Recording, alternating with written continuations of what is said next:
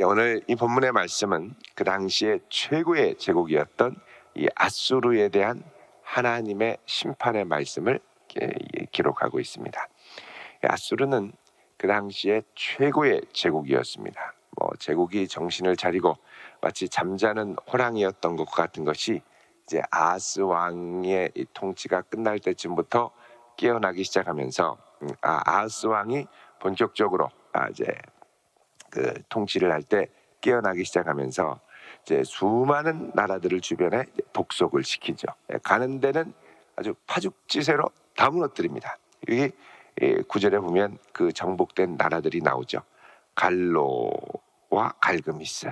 이게 이 갈로가 이제 그 다메섹, 이 아람의 북쪽에 있는 북수리아 지방인데 이게 이제 주전 738년에 이제 무너지고, 또 갈그미스는 그 유명한 갈그미스 전투가 있습니다.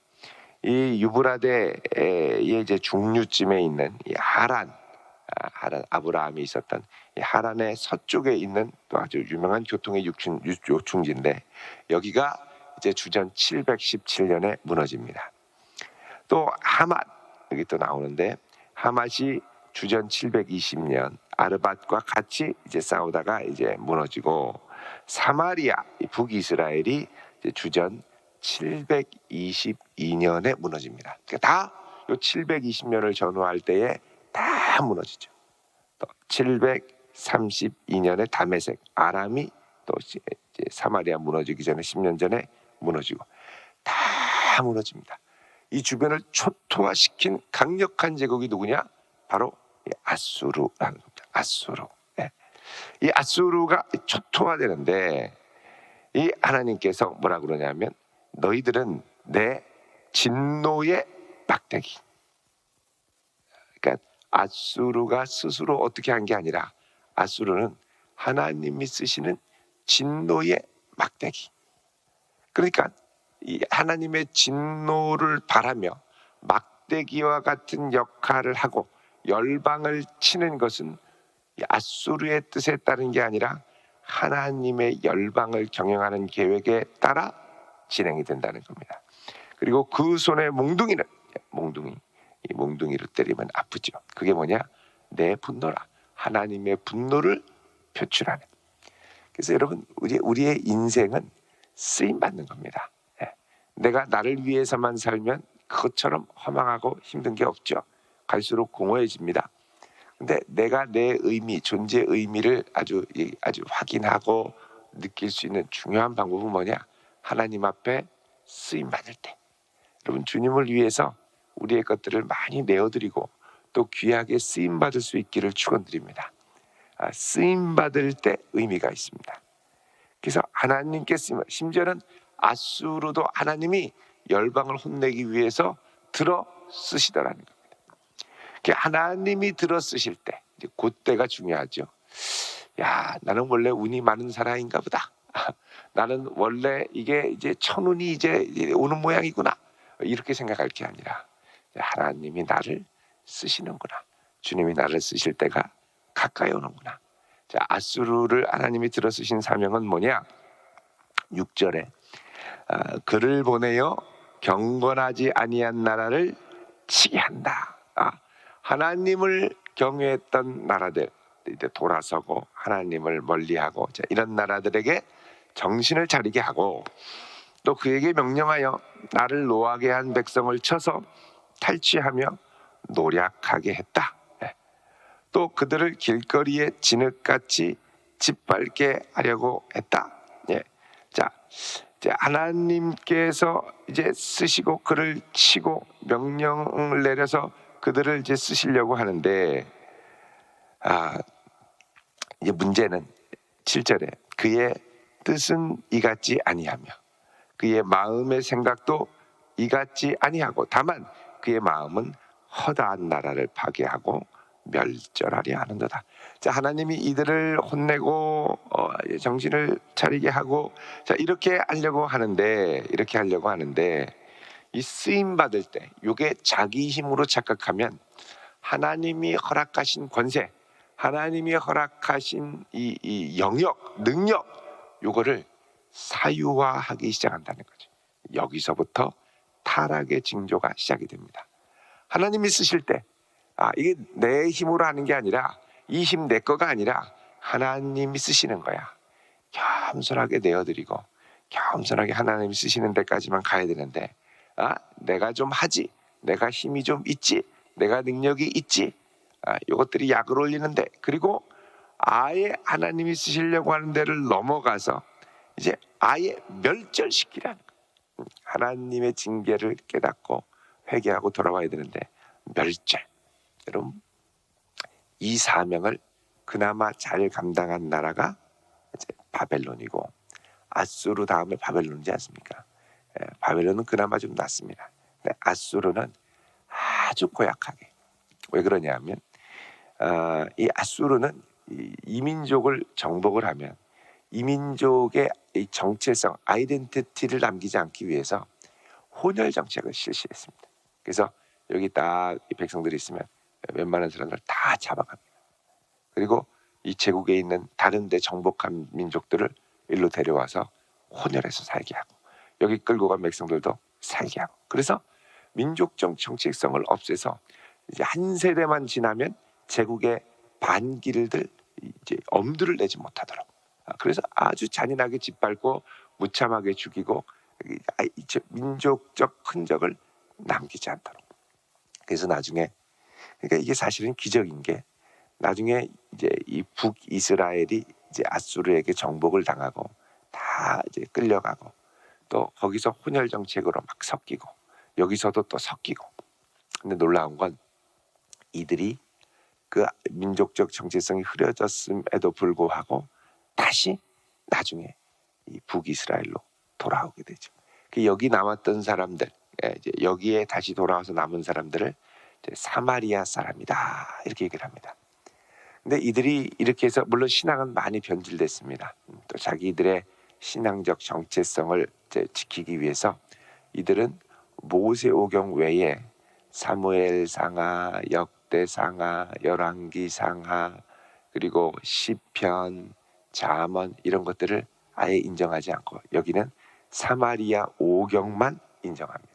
자기들의 정체성, 모세, 아브라함 뭐 이 정도까지, 이삭, 야곱 이 정도까지는 가지만 그 다음에, 왜냐하면 다윗 왕가로 시작되는 사무엘상하, 열왕기상하, 이게 아이덴티티가 이제 자기들의 선조들은 이 잡을 수 있을지 모르지만 자기들은 다 끌려가서 이 땅을 잃어버렸기 때문에 이걸 통해서는 자기들은 온전히 하나님의 약속의 유업에 머무르지 않은 떠난 백성이 되는 겁니다. 그래서 이제 이 성경을, 그래서 이제 사마리아 오경이라고 그러죠. 그들이 지키고 믿는 걸 사마리아 오경만 믿고 따릅니다. 그래서 놀라운 건 이들이 그렇게 다 흩어졌음에도 불구하고 또 자기들이 비록 혼혈이지만 하나님의 백성이라고 하고 돌아오는 게 사실은 기적입니다. 어떻게 그렇게 돌아올 수 있었느냐? 그러나 하나님의 말씀을 그 끌려간 가운데도 놓지 않고, 비록 혼혈로 살았지만 그 하나님의 말씀 토라를 믿음의 다음 세대들에게 계속 계승해서 넘겨줬죠. 그 사실은 혈연의 이 중요성도 물론 있겠지만 민족의 아이덴티티를 끌고 가는 건 이제부터는 뭘로 바뀌느냐 하면 하나님의 말씀을 붙든 민족이냐 아니냐로 바뀌게 됩니다.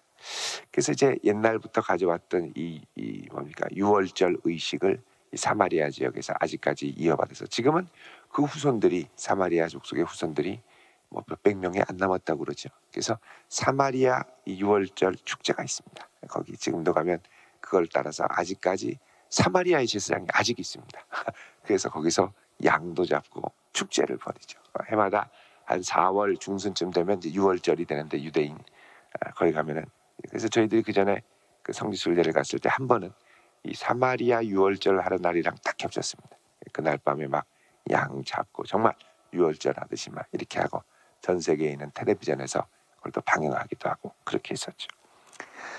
자, 아수르가 이렇게 잔인하게 한 민족을 확 쓸고 가버리면 남는 게 없습니다. 근데 하나님이 이걸 원한 게 아닙니다. 하나님이 원하시는 건 이들이 그 자리에서 회개하고 주 앞에 돌아오기를 원하는데 잠깐 하려고 했는데 확 다 쓸어버려요. 다 쓸어버려요. 다 쓰레기통에 집어넣어요. 조금 이렇게 좀 다지고 절이고, 그래서 이 배추의 힘이 좀 빠지게 이래야 되는데 막 다 버려버리는 거예요. 하나님이 너희들은 너무 교만하구나. 그래서 이들이 그냥 싸그리 없앴던 나라들 9절부터 9절에 이제 나오죠. 예. 갈로, 갈그미스, 하맛, 아르바, 사마리아, 다메섹, 아주 추풍낙엽처럼 다 쓰러뜨렸습니다. 자, 그들이 조각한 신상들이 예루살렘과 사마리아의 신상들보다 뛰어났느니라. 자, 이 나라들 이 신상들로 보면은 아주 멋지게 아주 큰 신상을 만들고 했지만 예루살렘과 사마리아는 그거에 비하면 아주 초라하게 만들었죠. 자, 11절에 내가 사마리아와 그의 우상들에게 행함 같이 예루살렘과 그의 우상들에게 행하지 못하겠느냐. 자, 사마리아가 이렇게 해서 무너졌습니다. 그런 것처럼 유다에게 그렇게 하지 못하겠느냐 말씀하시죠. 정신을 차려라. 12절 그러므로 주께서 주의 일을 시온산과 예루살렘에 다 행하신 후에, 자, 이 유다 백성을 하나님의 은혜로 지키시고 돌아오게 하신 후에, 그 다음에 아수르 왕의 완악한 마음의 열매와 높은 눈의 자랑을 벌하시리라. 그래서 남유다는 사실 아수르가 얼마든지 무너뜨릴 수 있는 힘과 능력이 됐는데 아수르는 무너뜨리지 못하고 하나님의 허락하지 않으심으로 단 바벨론 때 이제 무너지게 됩니다. 그래서 여기 이 완악한 마음의 열매와 높은 눈의 자랑. 그래서 여러분 우리가 주의해야 될 것이 완악한 마음, 다른 하나 높은 눈의 자랑. 이게 성도들에게 들어오기 시작할 때 서서히 우리는 하나님이 우리를 쓰시는 손길로부터 멀어지게 됩니다. 그러니까 주님이 아직 나를 쓰시기 때문에 여기 있는 거지 내가 막 이러면 안 됩니다. 그래서 내 마음대로 막 어떻게 좌지우지 하려고 하고, 하나님이 맡겨주신 곳에서 겸손하게 있어야죠. 13절에 그의 말에 나는 내 손의 힘과 내 지혜로운 이 일을 행하였나니. 자, 아수르가 여태까지 한 게 무엇 때문에 했습니까? 내 손의 힘, 내 지혜. 그래서 내 힘, 내 지혜, 이게 자기를 움직이는 동력이었다는 겁니다. 그런데 하나님께서는 이것을 좋아하지 않으셨습니다.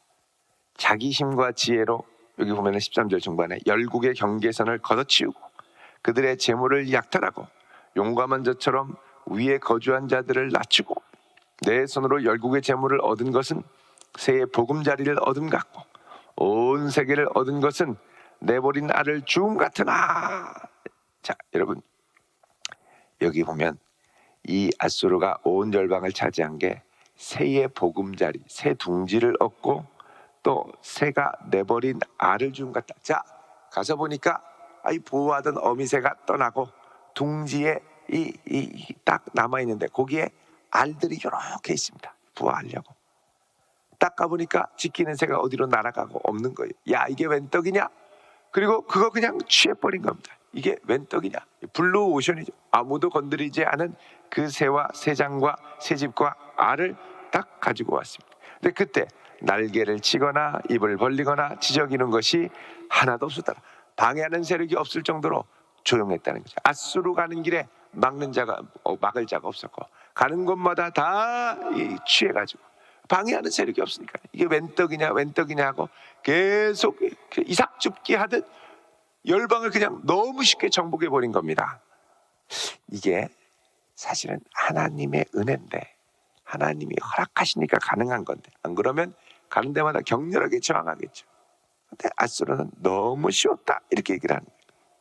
그러면서 교만이 든 게 뭐냐? 야, 우리 같은 자, 나 같은 자가 어디 있느냐? 내 힘과 능력을 따라갈 자가 누가 있느냐? 그러면서 자기 힘과 자기 능력을 자랑해요.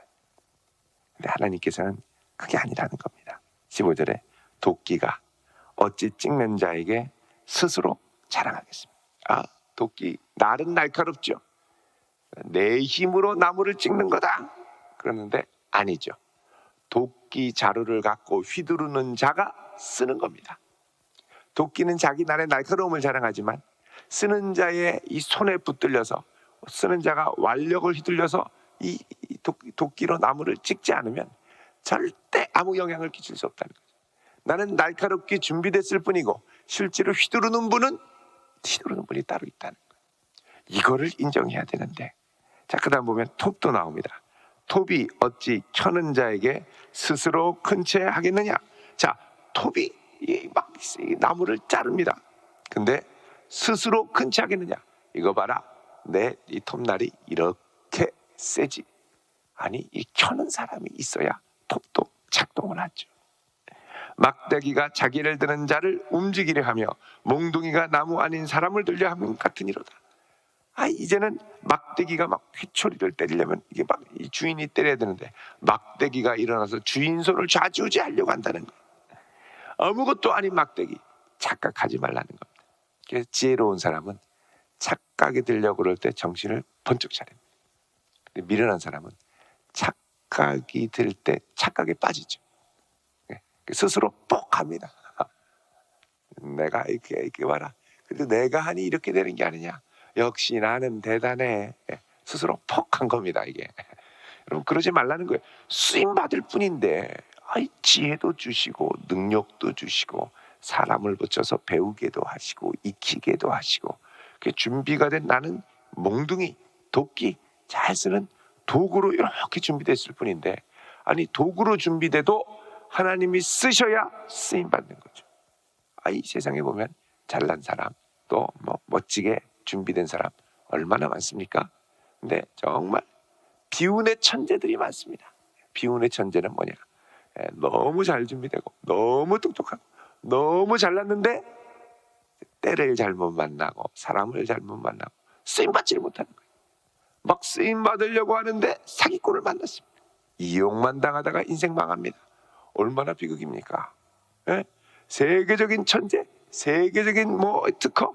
근데 뭘 이걸 갖고 하려고 그러는데 우리 같이 크게 일으켜 봅시다. 다가온 사람이 사기꾼이에요. 쓰임을 못 받습니다. 여러분, 정말 세상을 바꿀 만한 번뜩번뜩한 아이디어들이 많습니다만 쓰임 받지 못하고 사장된 아이디어들이 얼마나 많은지 모릅니다. 그러니까 여러분, 아이디어, 내 자신이 잘 준비되는 것도 중요하지만 쓰시는 분이 쓰신다고 할 때 그분께 내어드려서 쓰임받는 게 훨씬 중요한 줄 믿으시기 바랍니다. 몽둥이가 좀 약해도 쓰시는 분이 힘을 주면 단단한 몽둥이가 됩니다. 왜 중국 영화지만 이 무술을 하는 거 보면은 고수는 갈대 하나 갖고도 적군의 칼을 맞고 싸우지 않습니까? 그거 보면 이게 손에 쥐고 쓰는 자가 누구냐가 훨씬 중요한 거지. 아무리 좋은 칼, 좋은 창이 있어도 그냥 허투루 쓰면 망합니다. 그러니까 내가 부족해도 질그릇 같아도, 그러니까 내가 너무 잘 준비되면 그거에 또 교만해지고, 또 반대로 너무 약하고 너무 부족하고 주님이 쓰신다 그래도 주님 쓰시면 주님 망하십니다. 나 같은 사람을 쓰시다가 주님께 영광이 될까 봐 저를 못 내어드립니다. 좀 쓰자고 한다고 해도 절대 안 된다. 내가 나를 아는데 주님이 저를 모르셔서 그러는데 주님이 저 쓰시다 그러면 큰일 난다. 가끔씩 저한테도 그러는 분이 있습니다. 목사님이 저를 모르셔서 그러는데 저 이렇게 하라고 했다가 제가 다 망가뜨립니다. 제가 얼마나 시한폭탄인지 모르셔서 그러지, 폭탄 아무데나 설치하지 마십시오. 날아갑니다. 무슨 시한폭탄이. 주님이 쓰신다 그러면 아멘. 주님, 저 부족하지만 불러주셔서 쓰시니까 귀하게 쓰임받게 해주십시오. 이러고 가야지. 스스로 다 결정한 주인인 줄 아는 거죠. 주인인 줄. 그래서 하나님께서 16절에 그러므로 만군의 여호와께서 살찐 자를 파리하게 하시고 그 영화 아래 불 붙는 것 같이 맹렬히 타게 하시고, 몽둥이는 쓰임 받는 건데 교만하고 이러니까 파리하게 하고 타게 하신 거고. 그래서 하나님 앞에 17절에 이스라엘의 빛은 불이 되고 그의 거룩하신 이는 불꽃이 되실 것입니다. 하루 사이에 그의 가지와 찔레가 소멸되고 그의 숲과 기름진 밭의 영광이 전부 소멸될 것이다. 그렇게 잘났다고 했던 모든 것들이 한순간에 다 타버리고, 그러니까 주님이 하시면 아무것도 아닌 게 되고 주님이 하시면 아무것도 아닌 게 대단한 게 되는데, 요거를 우리가 살아가는 인생 가운데 착각하면 안 된다는 겁니다. 자, 우리 고린도후서 4장 7절을 보겠습니다. 고린도후서 4장 7절에 보시면, 우리가 큰 보배, 이 보배를 질그릇에 가졌으니 심히 큰 능력은 누구에게 있고 하나님께 있고 우리에게 있지 아니함을 알려 함이니라. 그래서 우리는 보배를 어디에 가졌다고요? 질그릇에. 우리 인생은 질그릇 같은 인생입니다. 아무것도 아니죠. 자, 우리가 연약해서 8절에 우겨쌈을 당하고 답답한 일을 당하고 박해를 받고 거꾸로 됨을 당해도 망하지 않고 예수의 죽음을 우리 몸에 짊어짐은 예수의 생명이 또한 우리 몸에 나타나게 하려 함이라. 그러죠. 우리는 연약합니다. 16절에 그러므로 우리가 낙심하지 아니하노니 우리의 겉사람은 낡아지나 우리의 속사람은 날로 새로워집니다. 그러니까 여러분, 우리는 질그릇 같은 인생입니다.